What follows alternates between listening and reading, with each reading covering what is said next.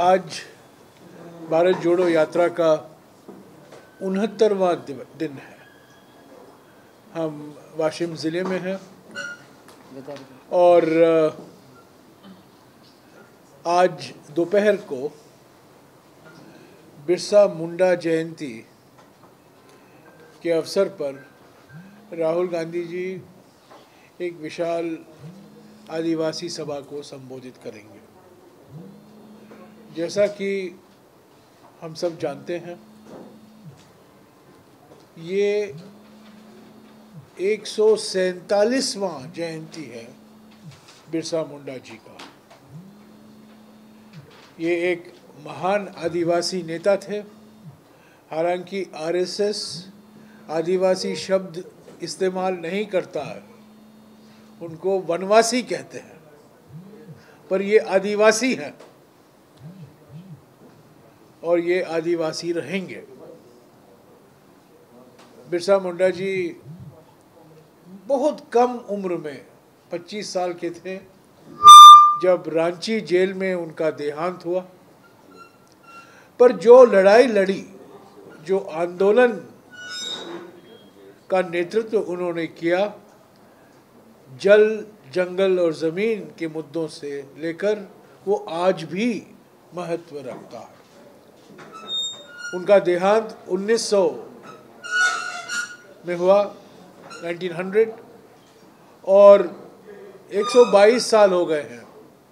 पर 122 साल के बाद भी जल, जंगल, ज़मीन के मुद्दे बहुत महत्व रखते हैं। और मोदी सरकार के आने के बाद ख़ास तौर से मैं कहना चाहता हूँ कि जिस तरीके से वन अधिकार अधिनियम 2006, फॉरेस्ट राइट्स एक्ट 2006 को कमज़ोर किया गया है, जिस तरीके से भूमि अधिग्रहण कानून 2013 जो यूपीए सरकार ने पारित किया था, 2006 का कानून भी यूपीए सरकार का था, और ये भूमि अधिग्रहण कानून भी कमज़ोर किया गया है, ख़ास तौर से आदिवासियों के लिए ये बहुत हानिकारक है। हमने पार्लियामेंट में यह मुद्दा उठाया है और मोदी सरकार की सारी नीतियां आदिवासियों से ज़मीन ज़बरदस्ती लेना, अडानी जैसे कंपनियों को देना और आदिवासियों का हक जो ज़मीन पर होता है उसको नहीं पहचानना, ये मोदी सरकार की नीति है। हम उम्मीद करते हैं कि हमारे राष्ट्रपति द्रौपदी मुर्मू जी इसके खिलाफ अपनी आवाज़ उठाएंगे।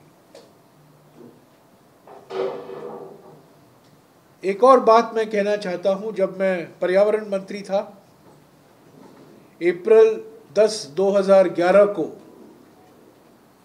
एक ग्राम सभा, एक गांव था मेंढा लेखा, गढ़चिरौली में, नक्सल प्रभावित इलाका था।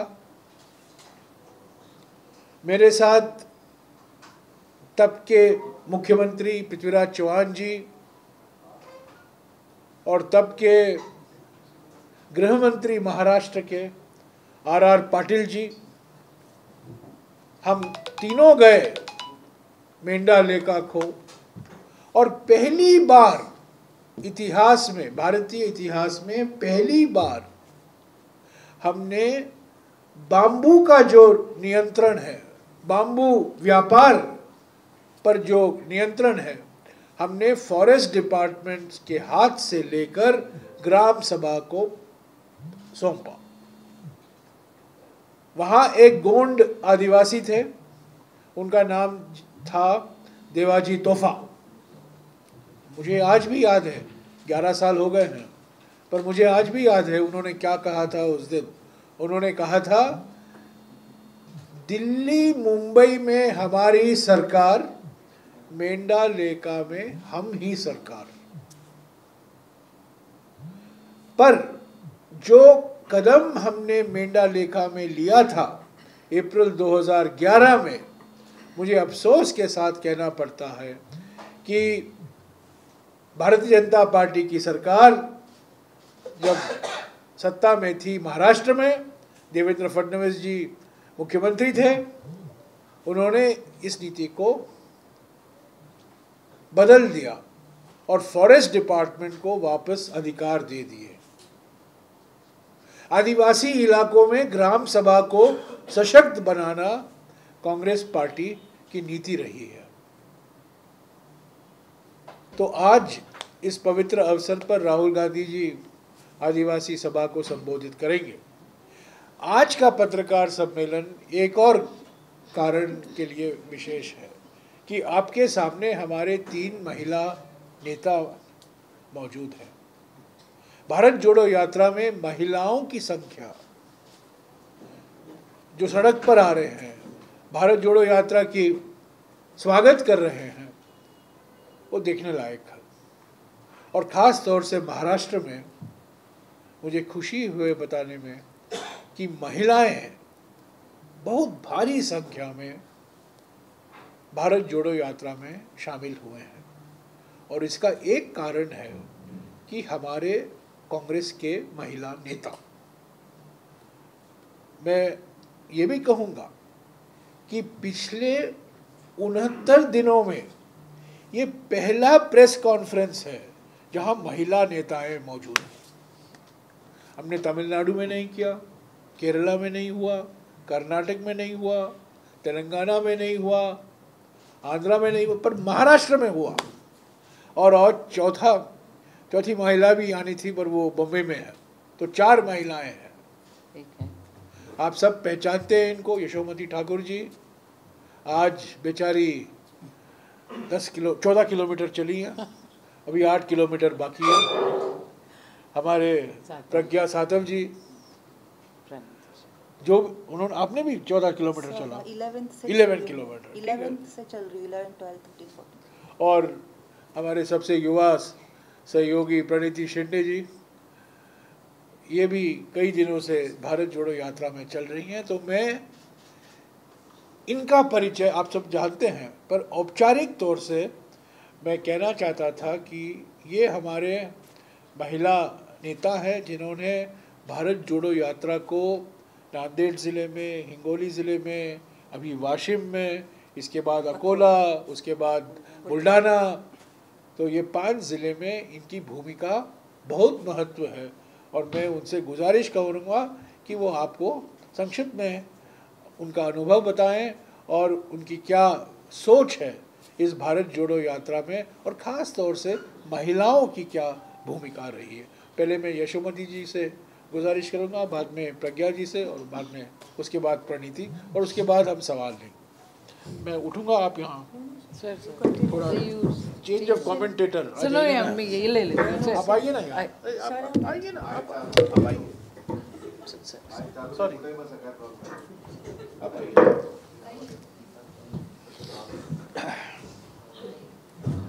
महिलाओं की आवाज हमारे बुलंद है। मेरी समझ से वो तो सब जानते हैं यहाँ। मराठीचं सांगितलं, मराठीत बोलायचंय, मराठीत की हिंदीत? सगळ्यात प्रथम तर मी तुमचं सर्वांचं स्वागत करते। आज विदर्भ भूमीमध्ये सन्मान्य राहुलजींनी सुरू केलेली भारत जोडो यात्रा इथे आलेली आहे आणि आम्ही जी सुरुवात केली ती राष्ट्रसंत तुकडोजी महाराजांची राष्ट्रवंदना म्हणून त्या वंदनेतला प्रत्येक सार जो आहे त्याच हिशोबानं ही यात्रा सुरू आहे। सगळ्यांची मनं जुळली पाहिजे, सगळ्यांची अंतर्मनं जुळली पाहिजे, कृती जुळली पाहिजे आणि या समाजामधला भेदभाव बंद झाला पाहिजे।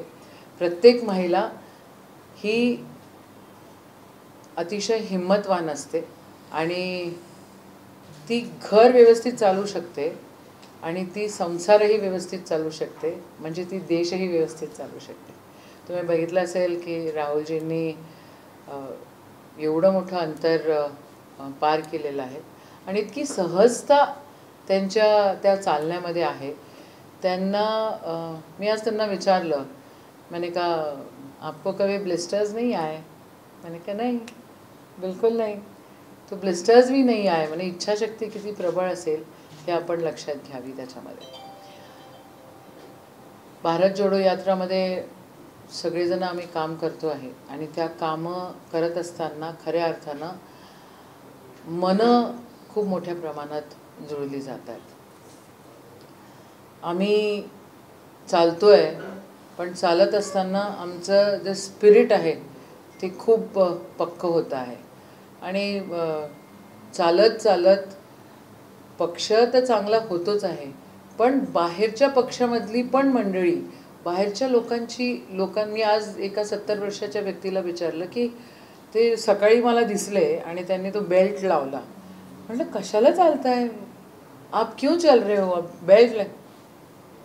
राहुल जी चल रहे हैं तो हम क्या घर पे सोए रहे क्या? बोले हमारे यहाँ से जा रहे वो कितनी ऊर्जा हमको देके जा रहे हैं. तो मेरी समझ से ये ऊर्जा, सकारात्मक ऊर्जा यहाँ पे निर्माण हो रही है और ये सकारात्मक ऊर्जा अपने देश की ऊंचाई बढ़ाएगी. रही बात महिलाओं की, विदर्भ भूमि में और महाराष्ट्र में पुरोगामी महाराष्ट्र आहे आणि पुरोगामी महाराष्ट्रामध्ये आई सावित्रीच्या आम्ही सगळे लेखी आहोत आणि आई सावित्रीने कष्ट करून जो व्यापक दृष्टिकोन आम्हाला शिकवलेला आहे त्या व्यापक दृष्टिकोन पुन्हा एकदा आम्हाला आमचे नेता राहुलजी गांधी या ठिकाणी तो शिकवतायत आणि आम्हाला त्याची अनुभूती येते.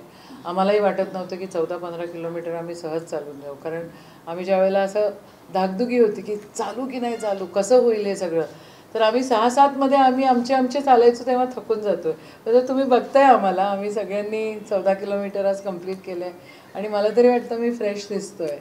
तर ती ऊर्जा निर्माण झालेली आहे आणि ती ऊर्जा या देशाला एकत्र करते आहे, राज्याला एकत्र करते आहे, माणसाला एकत्र करते आहे आणि एक खूप मोठं काहीतरी होणार आहे असं आम्हाला वाटतं.